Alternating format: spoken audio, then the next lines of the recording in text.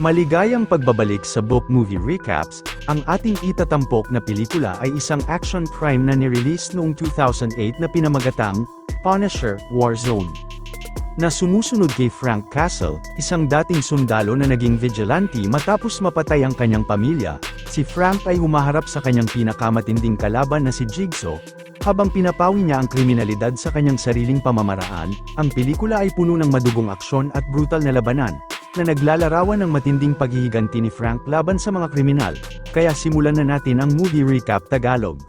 Sina Detective Martin at sa Feuti ay kasalukuyang nagmamasid sa isang pagtitipo ng grupo ng mga mob. Isang nagngangalang Billy Rossotti ay nakipagkita kay Don Gaetano Caesar na kanyang boss. Nagkaroon ng matinding pagtatalo ang dalawa na halos humantong sa isang labanan dahil sa idinamay ng mafia boss sa pag-uusap nila ang kapatid ni Billy. Maswerte naman itong napahinto ni Nicky Donatelli na kanang kamay ni Billy. Pagkatapos ay nagtungo na si Caesar sa dinner table upang samahan ang kanyang mga tauhan, habang si Frank Castle ay nagawa ng makapasok sa kanilang lugar at tinapos ang mga ito sa brutal na pamamaraan, kasama na rin dito si Caesar. Dahil sa kaguluhan ay nagmadaling nagpunta si Safiotti at naabutan niya ang isang lalaki na nakatalikod at nagmamadali, kaya tinutukan niya ito ng baril. Nang humarap ay nakilala niya ito. Imbes na huliin ay ibinigay pa niya ang susi ng kanyang sasakyan upang habulin si Billy. Pagkatapos ay sinuntok ni Safiotti ang kanyang mukha at nagkunwaring nakatakas si Frank gamit ang kanyang kotse. Samantala, sa hideout ni Billy ay may dumating na tatlong kalalakihan. Sila ay miyembro ng Urban Free Flow Gang na taga-deliver ng drugs. Pinagkakatiwalaan niya ang mga ito dahil sa kanilang mga abilidad. Habang si Frank ay nakapasok na sa hideout, na hindi nalalaman ni Billy at mga tauhan. Tinapos niya ang mga ito ng mabilisan at lingid sa kaalaman niya ay napatay niya ang isang undercover agent ng FBI na si Nicky Donatelli na nagpapanggap na tauhan ni Billy. Agad na naalarma ang FBI at rumuspende. Samantala, nadaplisan ni Frank si Billy at nahulog ito sa isang makinarya ng mga bote. Pinagbabaril siya ng mga tauhan ni Billy kaya tumakas na lamang siya at napag-alaman niya na isa palang FBI agent ang isa sa mga nabaril niya. Si Billy ay nakaligtas subalit nagtamo ng matinding sugat sa mukha na halos mabura na. Nadismaya si Frank sa nangyari dahil sa nakapatay siya ng isang mabuting FBI agent. Sa sumunod na araw ay inilibing na si Nicky Donatelli. Si Paul Bujansky, isang FBI agent na partner ni Nicky, ay galit na kinausap ang isang nakatatandang agent na si Agent Miller, na nag-assign kay Nicky para mag-undercover bilang tauhan ni Billy. Sinabi ni Agent Miller na hindi nila inasahang magpapakita si Frank Castle na siya namang tumapos kay Caesar at mga tauhan nito.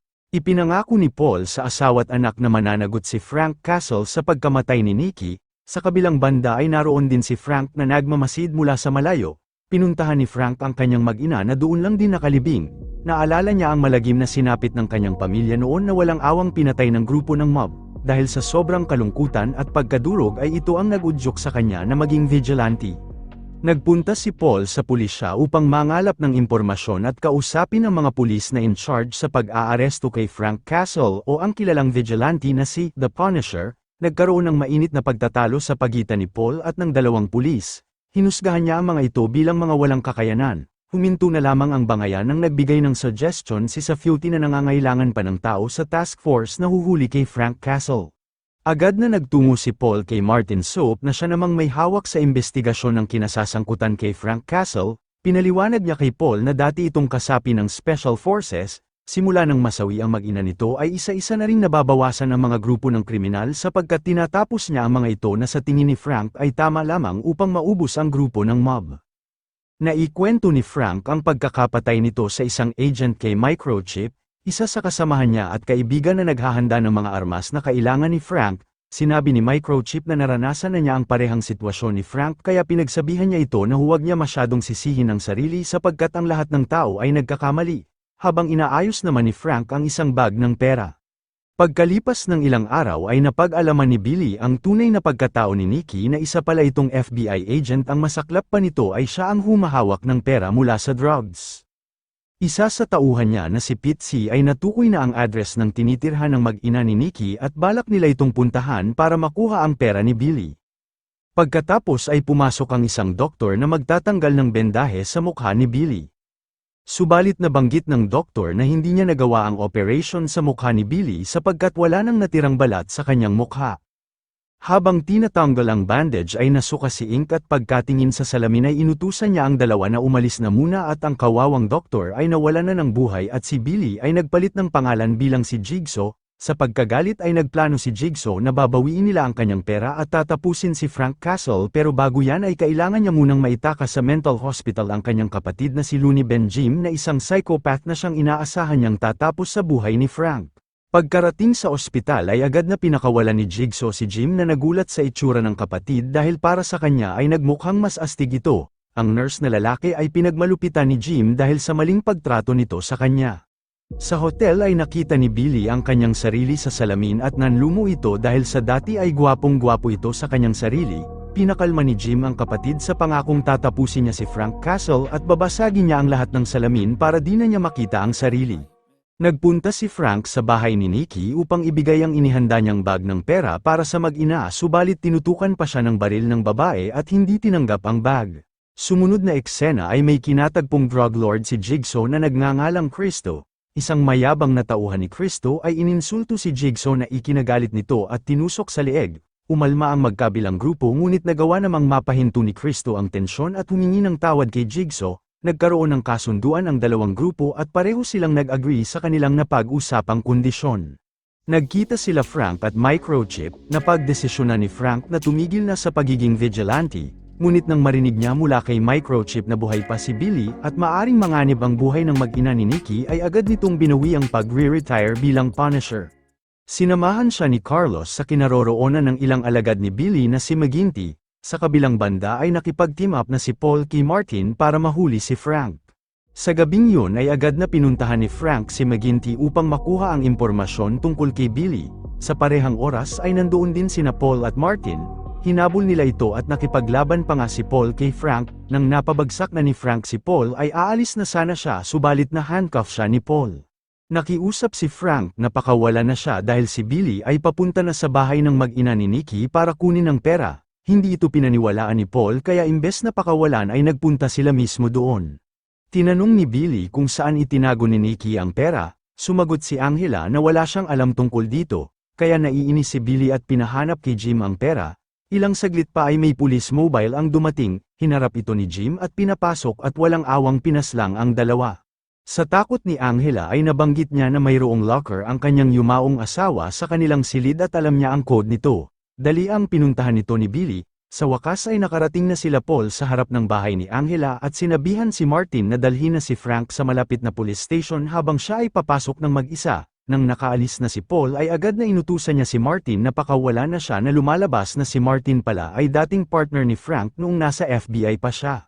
Pagkapasok ni Paul ay nadatnan niyang hostage ang mag-ina kaya wala din itong nagawa. Samantala nang nabuksan na ni Billy ang locker ay nagalit ito sapagkat wala itong laman. Isa sa mga alagad ni Billy ay umakyat para makita ang nangyayari ngunit agad siyang pinatulog ni Frank at nagkaroon ng pagkakataon si Paul na agawin ang baril kay Pitsy.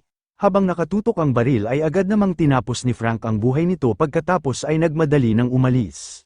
Sinubukan ni Paul na pigilan si Frank ngunit pinagbabaril siya nila Billy at Jim kaya hinayaan na niya ito at hinuli ang dalawa. Galit na tinanong ni Paul sa kung papaano nakawala si Frank. Isinama ni Frank ang mag-ina sa kanyang lugar at binigyan ang batang babae ng laruan ng kanyang anak para pasayahin ito.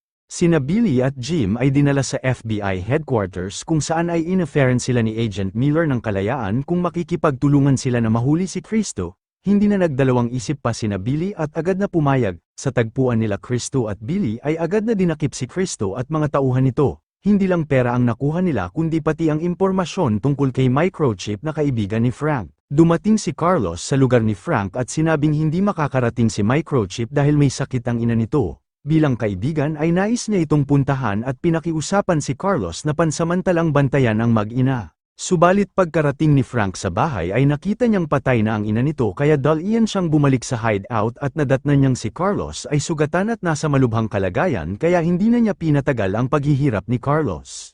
Sina Billy at Jim ay planong gamitin sina Microchip at ang mag-ina bilang pain kay Frank upang sa ganon ay mapatay nila ito.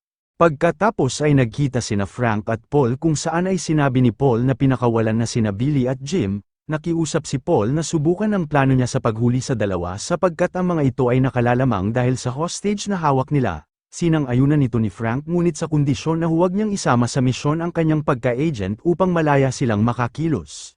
Samantala, ang magkapatid ay nagsimula ng mag-recruit ng mga gang na makakasama sa kanilang planong paghihiganti laban kay Frank. Habang minomonitor ni Frank ang kota nila Billy at Jim na bantay sarado ng mga armadong kalalakihan, ay nagtungo si Paul sa tatay ni Cristo na si Tiberio upang ialok ang pakikipag-isa para sa paghihiganti nito kay Billy ang nagpakulong kay Cristo. Agad itong tinanggap ni Tiberio para makabawi. Sa gabing yun ay nagpunta sina Tiberio kasama ang kanyang alagad, na nagpanggap bilang mercenaries na makikipaglaban sa pagpatay kay Punisher. Samantala, makikita na sina Angela at kanyang anak kasama na rin si Microchip ay nasa isang silid na nakagapos. Nang nasa loob na sina Tiberio ay naghudyat na ito na atakehin ang mga tauhan ni Billy, nagkaroon ng palitan ng bala at habang nangyayari ito ay pagkakataon na ni Frank na makapasok sa gusali mula sa itaas at napabagsak niya ang bantay. Pagkatapos ay naramdaman ni Billy na dumating na si Frank kaya agad na sumugod si Jim. Ang dalawa ay naglaban dahil sa nakakalamang si Frank ay paunti-unting tumakas si Jim papunta sa silid na kung saan naroroon ang kanilang hostages. Nadatnan niya itong tinututukan si Microchip ng baril at ganoon na din ang mag-ina na hawak ni Jim. Naipit si Frank sa isang mahirap na sitwasyon na kung saan ay mayroon siyang chance na mailigtas lamang ang isa. Humingi siya ng tawad kay Jim at tinutukan niya ito ng baril subalit alam ni Frank na tuso ang mga ito kaya imbes na barilin ang kanyang kaibigan ay pinatamaan niya si Jim sa ulo. Kasabay nito ay binaril na din ni Billy si Microchip, sa galit niya ay agad niyang inatake si Billy at pinahirapan ng husto hanggang sa mamatay. Pagkatapos maubos ang mga gang ni Billy ay agad na sinabihan ni Paul si Frank na tumakas na dahil paparating na ang mga pulis at siguradong aarestuhin siya. Bago makaalis ay niyakap siya ni Angela at nagsabing pinapatawad na siya nito at nabanggit din niya na noong buhay pa si Nikki ay kinikilala siya nito bilang isang mabuting tao. Habang naglalakad si Frank ay sinamahan siya ng kanyang dating partner na si Martin at kinumbensya na iwan na ang pagiging vigilante sapagkat napatay naman na niya ang halos karamihan sa mga kriminal. Sa pagpapaliwanag ni Martin ay hindi niya napansin na nag-iisa na lang pala siya na nagsasalita. May isang lalaki na lumapit sa kanya at napasigaw siya ng tulong kay Frank, mula sa di kalayuan ay binaril ito ni Frank o mas kilala bilang si The Punisher. Ano ang masasabi nyo sa pelikulang ito? Kung may nais kayong ikomento ay mag-comment lang sa baba. At kung nagustuhan nyo naman ang video na ito ay maaaring paki-like and subscribe para sa marami pang movie recap Tagalog. Hanggang sa susunod, salamat sa panunod.